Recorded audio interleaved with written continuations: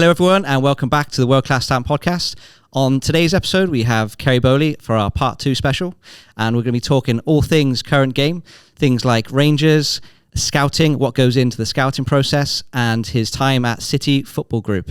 Please do subscribe to the channel, we appreciate your support, and have a world class weekend. There's been a few changes obviously since you left Rangers. We had Michael Beale, which is come in. He was part of Steven Gerrard's backroom staff.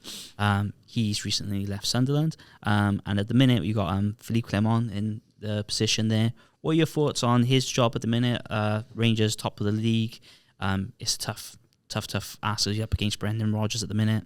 What are your thoughts on the job he's doing there and his kind of coaching style? Well, first, he's done a great job since he's been in there. Yeah. Because when you think about how far behind they were, he came in and won a trophy. Okay, Celtic had already been knocked out of that competition, but you still have to go and win it. And he's done that, and he's managed to do that early in his tenure there. So that obviously stands him in good stead. In the league at the moment, particularly, they look as if they're firing on all cylinders. They're scoring early. It totally changes the game when you can do that up there. Because now the opposition have to change what they do. He's got the team playing, and you listen to the players in interviews after the game, it gives you an indication of just what buy-in he's got there. So I think, he's done an incredible job so far. Hopefully they can sustain it now, and then go and win the league. That'll be the hope, because it brings about so many things that make it easier next year as well. I don't say easier, but you don't have to play Champions League qualifiers, so you don't have to start competitively 5 or 6 weeks earlier playing at that level compared to your biggest rival. Yeah. Because we're to play Union and then PSV twice each, which means you've got to hit that level so early and peak that early in the season. Yeah. You don't have to do that so much if you qualify straight. So hopefully they do that. He's one that we watched a lot when I was at City, so I was already kind of familiar with him. He was at Club Brugge at the time before he'd gone to Monaco. And I was always really impressed with him there. I think from the bits you see, he's kind of simplified it. He's got 2 or 3 players in himself in January, which has helped. You see they've even gone on to another level since that. Got some pieces in the jigsaw that he probably felt was missing a little bit. But he's improved players, which is always key to it. If you improve individuals, in the end you'll get a collective kind of growth and improvement. So where they are at the minute, they're in a fantastic place. I just hope now that they continue to do it. It's interesting because I was speaking to some of the guys up there, the analysts, the other week, and I said to them they might win the league without having to beat Celtic. Yeah.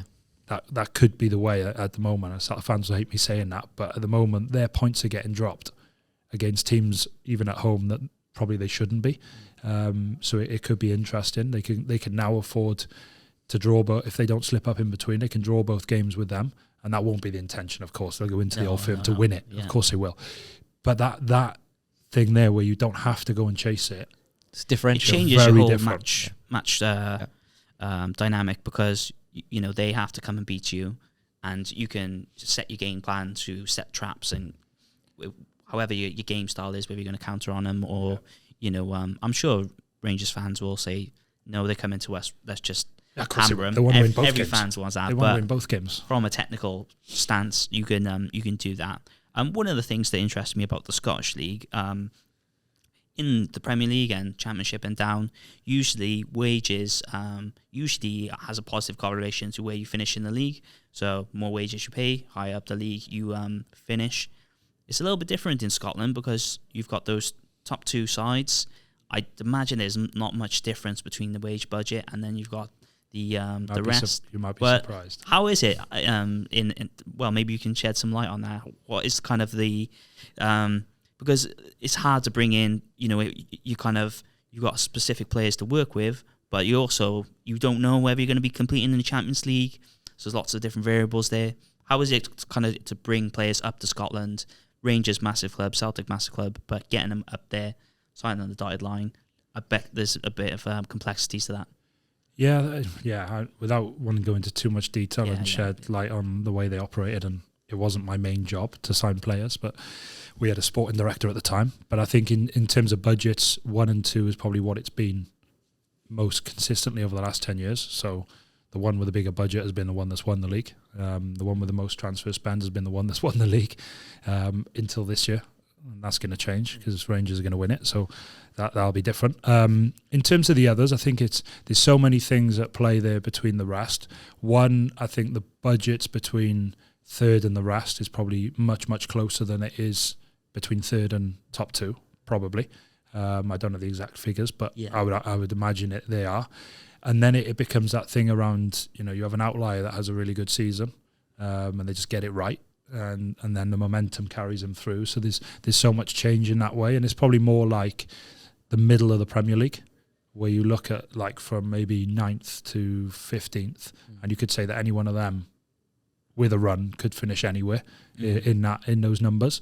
It's a bit more like that, and ultimately for them it's about what they do against each other more than what they do against the top two.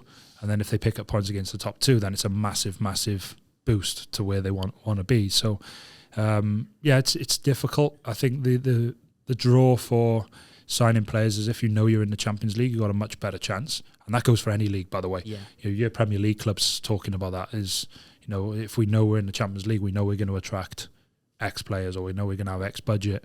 Probably a little bit less so for like your Man Utd and maybe Liverpool in that, maybe City now, because they've probably got enough about them that even if they don't qualify for Champions League, they can still attract top players because of who they are. But the rest have to be in there. And any other league around the world, Spain, it's a huge, huge factor if you're in the Champions League. If you're not, Italy the same, Germany the same. So I think that plays a huge part. And then the hardest bit with the Scottish League, I suppose, is that people will see it as there's only two teams that can win the league.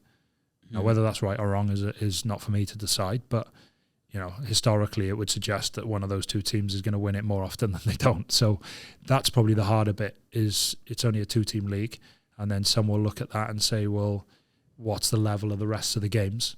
And is that going to keep me at a level, especially international footballers, where I can go and still play for my country? So I know there's been challenges around that for some players that have moved up to Scotland, where they no longer get picked for the national teams. That's a tough one because of the level of games. And if you're not in Europe or not in Champions League, then it's even harder because you don't get those level of games again. And financially, it's constrained compared to some of the other leagues. There's no getting away from that. I think winning the league is about $2.5 million, I think, for winning the Scottish Prem, which you get that for finishing a place higher in the Premier League. So so there's a challenge around that. But I suppose if you go there because you want experience of playing for some of the most supported clubs in the world, the pressure that comes with it, and the opportunity to win trophies and compete, then that's the place to go. There's not many better than that rivalry. That leads nicely into the next question about potentially getting more money. But so Rangers and Celtic. So maybe this is a yes/no answer. I don't know. It's up to you. But what do you think the possibility is of those two maybe joining? It's the age-old question. It's the age-old question. Not so much talked about recently, maybe, but it seems to crop up every so often. Give it as a fan view or as a professional view, up to you. I just think when you look at the landscape, if you took them two out of the landscape in Scotland, that totally changes it. That changes the SPL completely.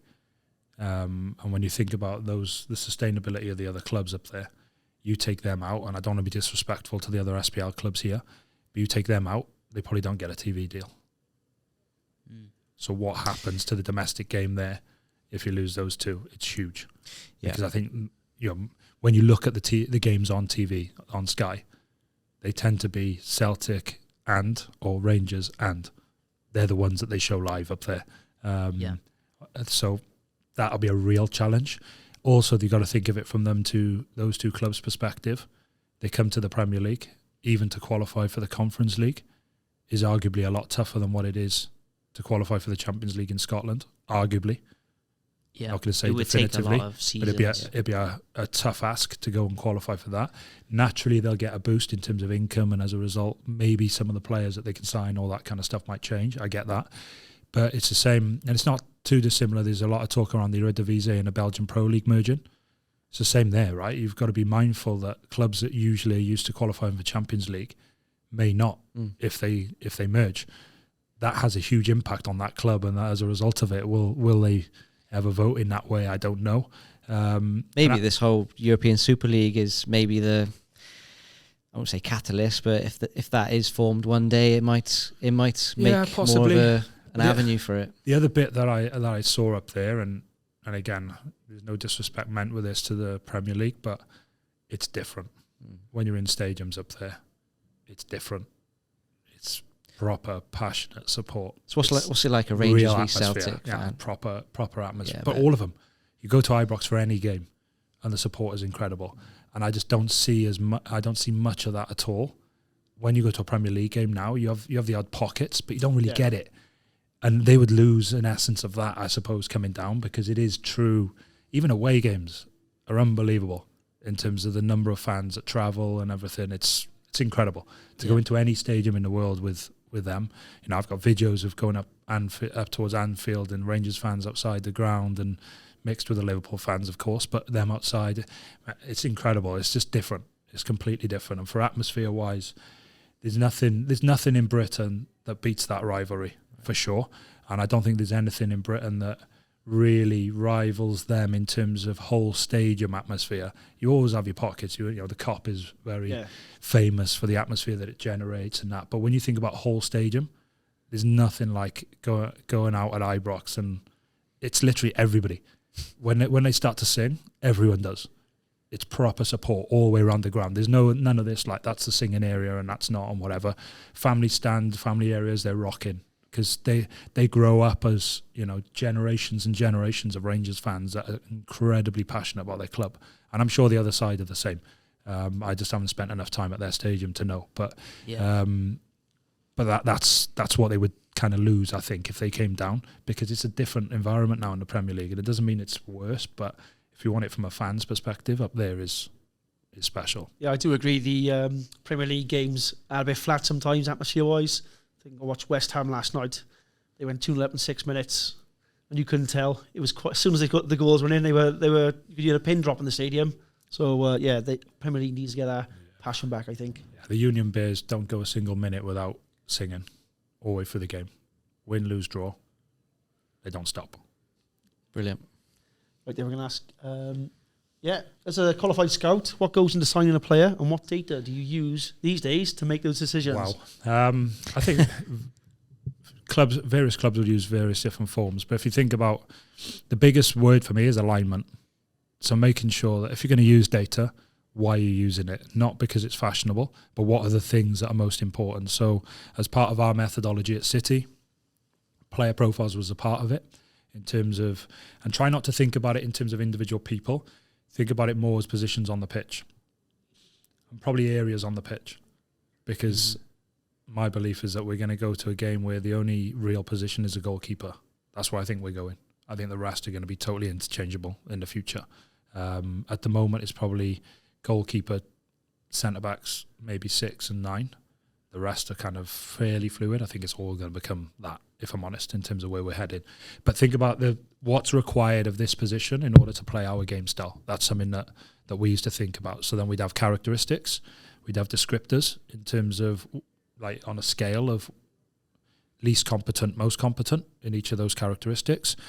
Then it becomes what you look for when you're a scout. So in terms of the subjective stuff, if you like.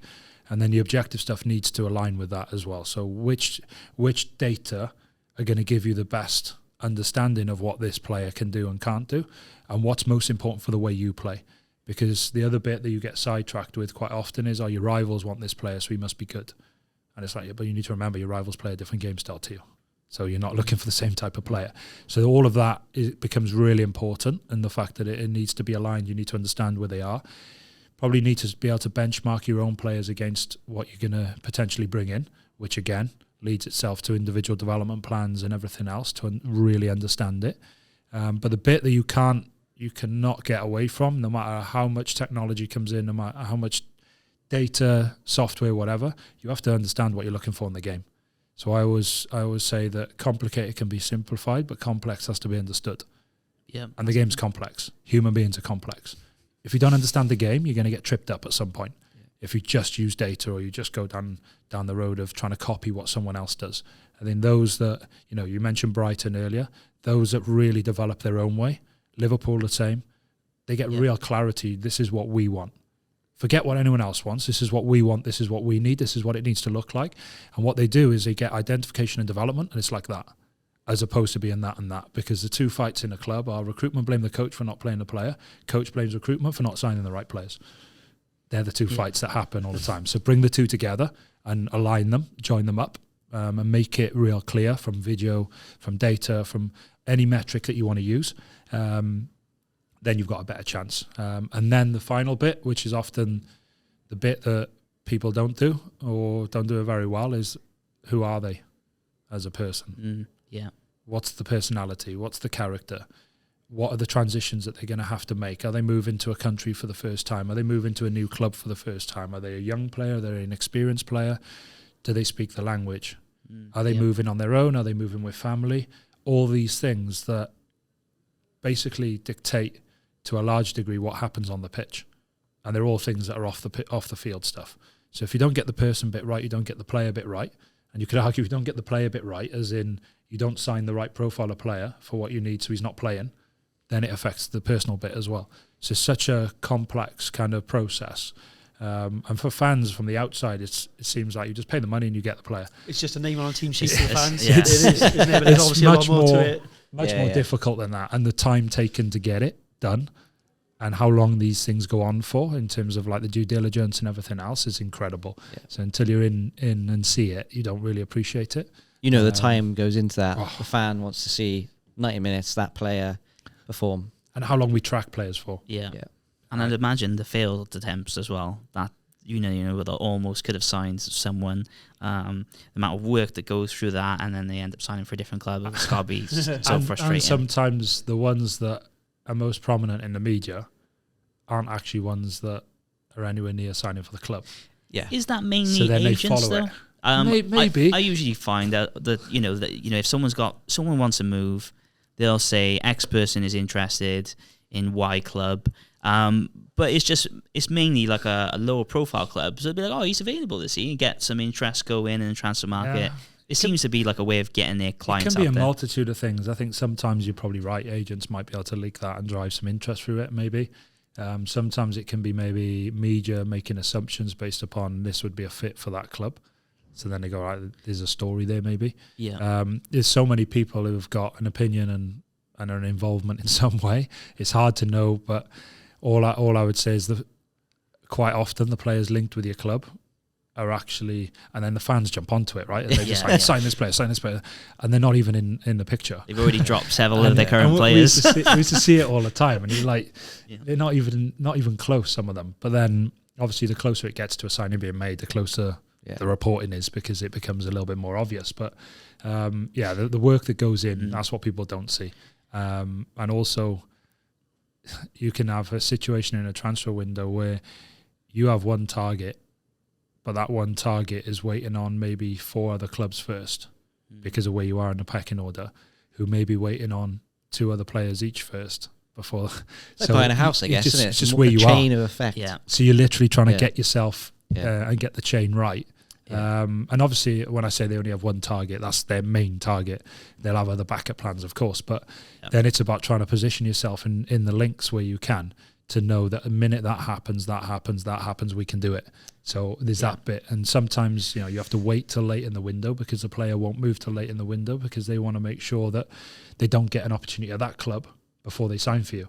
And it is what it is. When you're in that situation, you either move on and get your second target and risk him becoming available and you not being able to do it, or you wait. And it depends on relationships and everything else. So it's so much more complex than the fans will believe it when they write on Twitter. That's for sure. Yeah, definitely. And a lot of podcasts probably don't have out there talking about stuff like this. We can only speculate as fans, I suppose. But and the media need to shift their newspapers as well, right? So you said that, not me. So back to City Football Group. You covered a little bit of this, but it's a global entity, loads of clubs all around the globe. But firstly, I just want to touch in on, so new Man United CEO, Omar Berrada, what are they, from what you have experienced with working in the same organisation, what do you think they're going to get with him? Intelligence. Incredibly intelligent guy, I will say that. Obviously experience in terms of what he's done at City and not just City, but all the roles that he's played at in Manchester and also prior to that Barcelona. So I think in terms of probably knowledge across multiple areas of the business part of the game, and more laterally, obviously, or more recently, I should say, in the player trading space. So incredible operator in that way. What he will do is put frameworks and processes in place, and ultimately it comes down to how well you manage situations and systems and processes and that kind of stuff. He'll do that. He's exceptional at that. And then I think a clear vision in terms of where they're going to go and what they're going to do. So, I don't want to get too much into talk about Man United because I don't know the inner workings there. But from the outside, it would appear that they've been through multiple cycles since Sir Alex Ferguson, all that appear to be different in terms of the approach taken, the people involved, what it looks like on the pitch, the type of players they're signing. The only thing you would say at the moment, if you looked at who's on the pitch and who's off the pitch from their squad, or who's on loan or who's been sold after being bought quite recently, they've probably overpaid for a lot of the talent that they've got compared to what the return on investment either on the pitch or through future sale has been. That's something that Omar will look to tighten up without a doubt. It makes sense, right? Any CEO going in that's how they're going to focus. But that's one of the things that he's been driving a lot from the work at City Football Group, has been around player valuations and that kind of stuff, negotiations. And so he'll bring incredible intelligence when it comes to that stuff, I think. Yeah, there hasn't really been a top-down approach, it seems, from the outside looking in. For the whole time the Glazers have been there, which has probably caused a lot of the fan upset. Maybe there'll be some change with the new kind of owner or part owner coming in. But employing someone like this to kind of oversee it all, I think that's where you start to make change. Then you need to have a clear vision from the top rather than just acting on a whim, firing managers on fan, kind of unrest. There needs to be a clear vision from the top down, and it'll take time as well. Yeah, for sure. I think when you look at Ineos, you just got to look at everything else that they've done. Yeah. So, including Nice, who are arguably punching above their weight in Liga and at the moment. But then you look at all the Olympic sports and things that they've been involved in, and they'll develop a system without a shadow of a doubt. Today, Brailsford has got lots of history of being successful in international sport. So they'll have a clear idea of where they're trying to go, and they'll build a system. And now what they're in the process of doing is putting those pieces together that can bring the system to life. So, yeah, I think they're going to be competitive again, put it that way. Yeah. Indeed, yeah. Well, talking about, you mentioned about Man United not maybe performing on the pitch. We know Klopp's kids battered the £1 billion bottle jobs from Chelsea on the weekend, which what a is soundbite. Never going to drop. That saying will never drop from that club now, I don't think.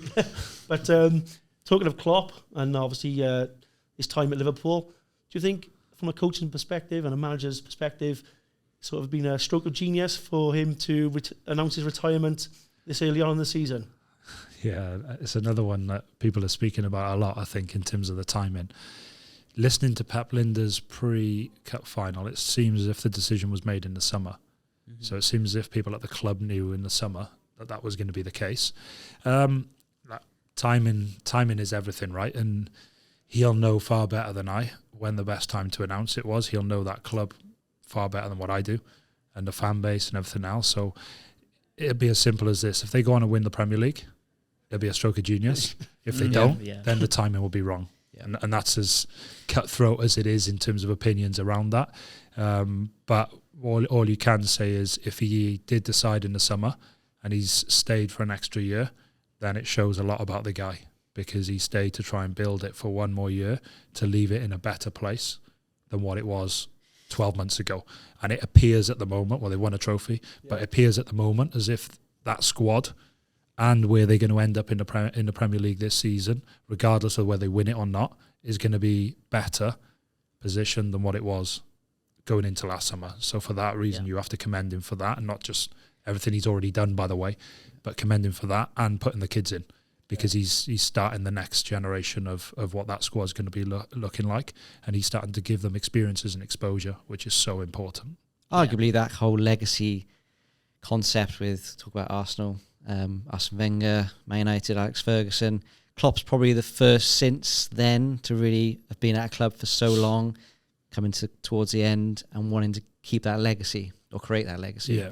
I imagine Pep will do the same at City.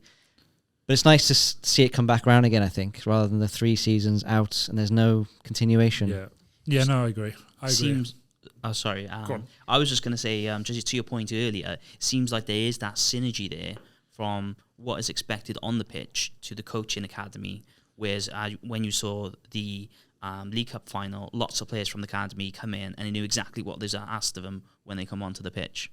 Yeah, and that for me, as a neutral watching it, and I don't really have an opinion either way about either club, but that would have been, if I was watching it as a neutral as I was and I didn't know anything about either club, I'd have got behind Liverpool simply because there was so many club trained players in the squad and then on the pitch, because that's something I'm incredibly passionate about. So if I go anywhere, I travel around the world, I look at the squads and the first thing I try to do is understand who's come from where, how many of these have come through an academy.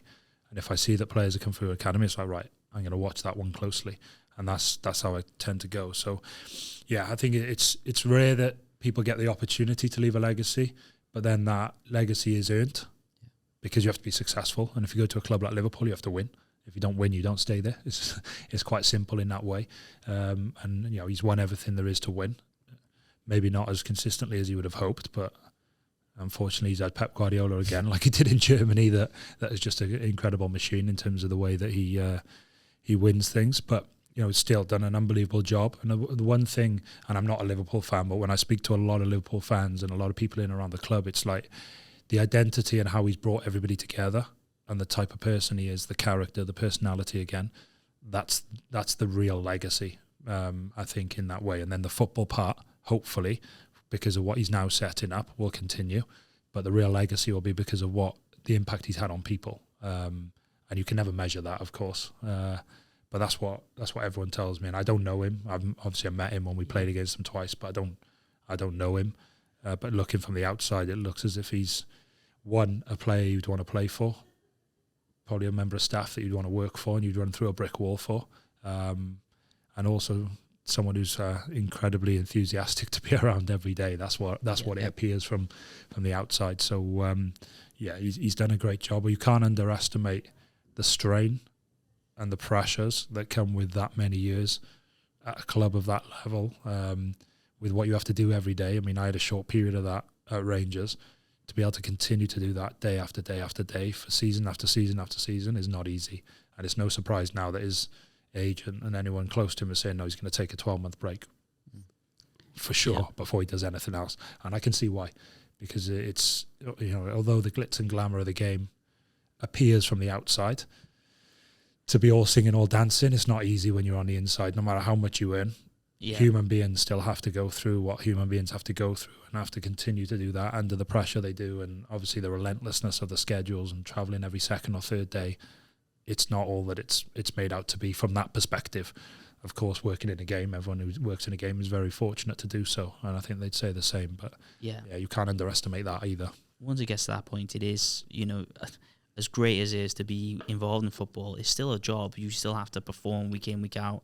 And if you don't perform to the levels, it's a ruthless cutthroat business and there's no sentiment involved. So, yeah, I can imagine he did seem like he wanted a break after the Dortmund stint.